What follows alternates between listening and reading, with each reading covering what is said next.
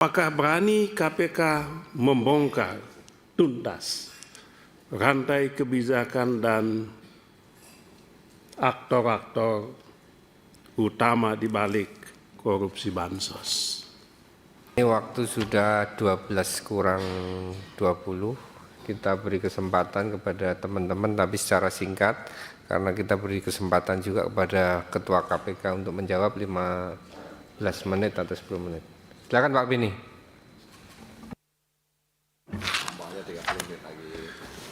Baik, Pak Ketua, tambah 30 menit lagi. Sidang yang saya hormati, pimpinan KPK dan Bapak Ibu sekalian yang saya banggakan. Ada 6 pertanyaan singkat saya tujukan kepada pimpinan KPK. Yang pertama,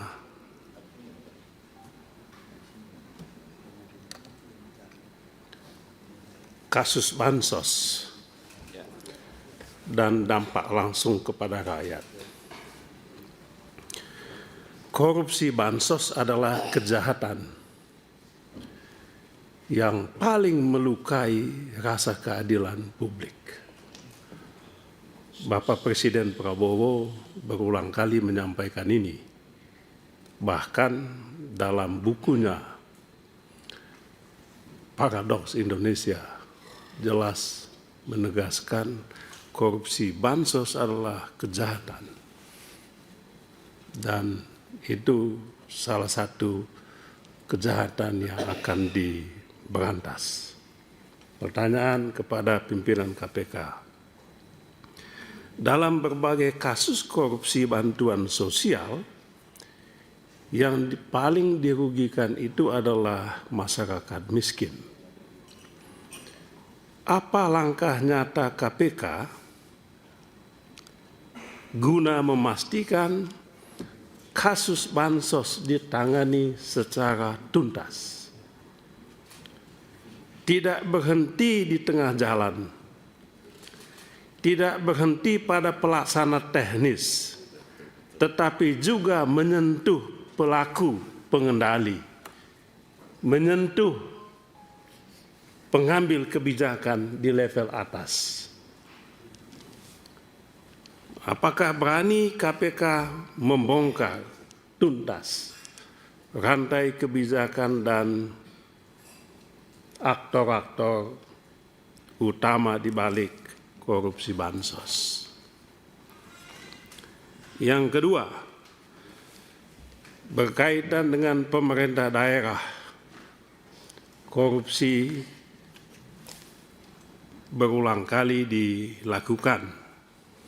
OTT kepala daerah terus dilakukan. Tetapi korupsi di daerah tidak kunjung berhenti.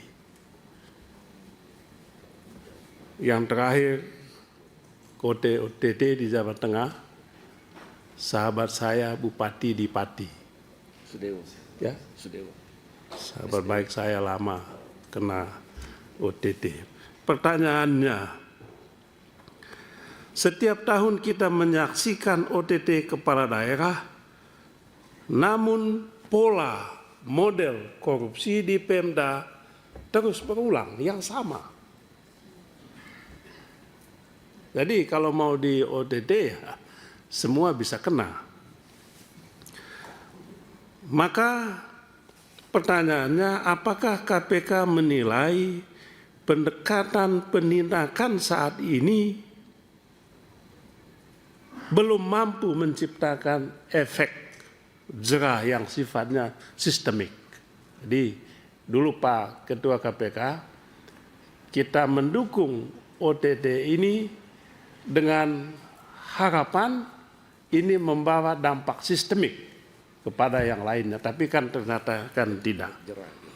Maka pertanyaannya, langkah apa yang akan dilakukan oleh pimpinan KPK supaya pemberantasan korupsi di daerah tidak hanya menjebloskan kepala daerah ke bui, Tetapi yang paling penting adalah membongkar sistem dan jejaring korupsinya.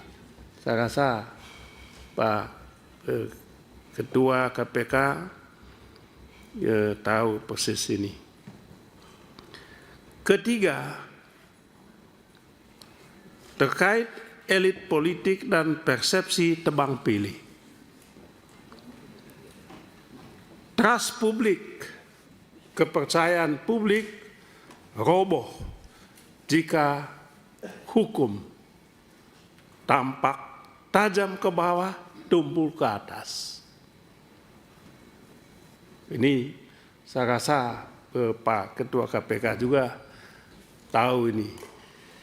Apabila hukum hanya tampak tajam ke bawah, tumpul ke atas, maka penilaian publik, penegakan hukum pemberantasan korupsi sifatnya tebang pilih, diskriminatif. Maka pertanyaannya, di tengah kuatnya persepsi publik soal penegakan hukum pemberantasan korupsi yang tebang pilih, bagaimanakah pimpinan KPK menjamin adanya independensi dan keberanian dalam menangani kasus-kasus korupsi, utamanya yang melibatkan elit korporasi termasuk elit politik. Elit politik ini penting. Nah, kita juga bisa menjadi objeknya. Dan berulang kali kita sampaikan dulu 2010 Pak Ketua KPK, kita ngomong begini, langsung dipotong oleh sahabat saya. Bagaimana kalau kena DPR? Siap, anggota DPR semua siap. Siap jadi objek OTT, siap ditangkap. Dan Pak Ketua, malamnya sahabat baik kami, anggota DPR juga kena OTT KPK. Anggota DPR Komisi 3 juga. Ini. Tapi kita mendukung. Mendukung apanya? Tidak ada tebang pilih. Mudah-mudahan prinsip ini masih berlaku.